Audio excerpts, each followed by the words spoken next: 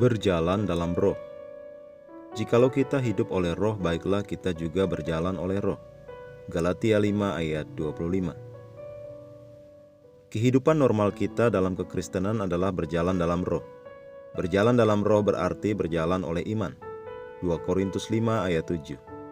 Ini berarti mata kita selalu tertuju pada apa yang firman katakan, bukan pada keadaan atau perasaan, bukan pada apa yang indera nyatakan kepada kita.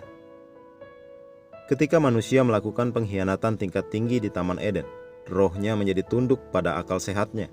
Dengan kata lain, rohnya jatuh. Hingga saat ini pengetahuannya bersifat rohani.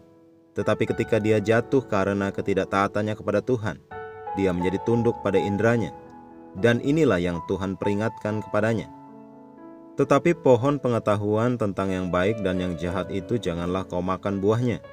Sebab pada hari engkau memakannya pastilah engkau mati. Kejadian 2 ayat 17. Ini adalah kematian rohani.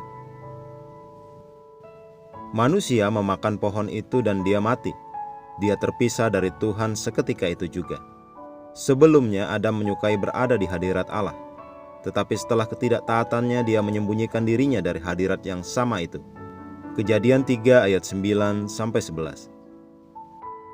Ada dua hal yang sangat penting di sana dan engkau perlu mengetahuinya. Pertama, kematian rohani memisahkan dia dari Tuhan. Selanjutnya, pahamilah Tuhan adalah kehidupan, dan sekali seseorang terpisah darinya, dia tidak dapat melihat hal-hal yang Tuhan lihat lagi. Dia tidak bisa melihat kemuliaan Tuhan. Tidak heran Adam melihat dirinya telanjang setelah itu. Ketika engkau berjalan dalam roh, engkau melihat kemuliaan Tuhan, cahayanya, keindahannya. Engkau melihat hal-hal yang dilihat Tuhan. Engkau melihat dari sudut pandangnya. Tetapi ketika rohmu tidak berjalan dalam terang Tuhan, engkau akan melihat apa yang ditunjukkan kegelapan kepadamu. Engkau akan melihat apa yang indera lihat. Itulah yang terjadi pada Adam di taman itu. Roma 9 ayat 8 mengatakan, bukan anak-anak menurut daging adalah anak-anak Allah. Anak-anak daging adalah mereka yang diatur oleh indera mereka. Tetapi puji syukur kepada Tuhan, hubunganmu dengan Adam pertama telah terputus sepenuhnya dan selamanya. Engkau dilahirkan oleh Tuhan dari surga, dan engkau seharusnya berjalan sesuai dengan itu, di dalam dan oleh roh. Jika engkau berjalan dalam roh, engkau akan melihat bahwa engkau telah ditempatkan di atas unsur-unsur kegagalan, frustasi, kegelapan, dan kerusakan di dunia fisik ini. Engkau akan melihat bahwa engkau tinggal di dalam dan berasal dari alam lain, alam surgawi yang lebih besar dari dunia ini. Haleluya!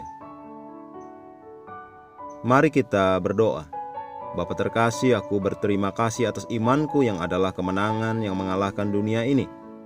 Aku tidak menilai situasi atau keadaan dari sudut pandang alami atau dari panca inderaku, tetapi aku melihatnya dari perspektif firman-Mu. Aku bukan korban di dunia ini, tetapi pemenang di dalam Kristus. Haleluya!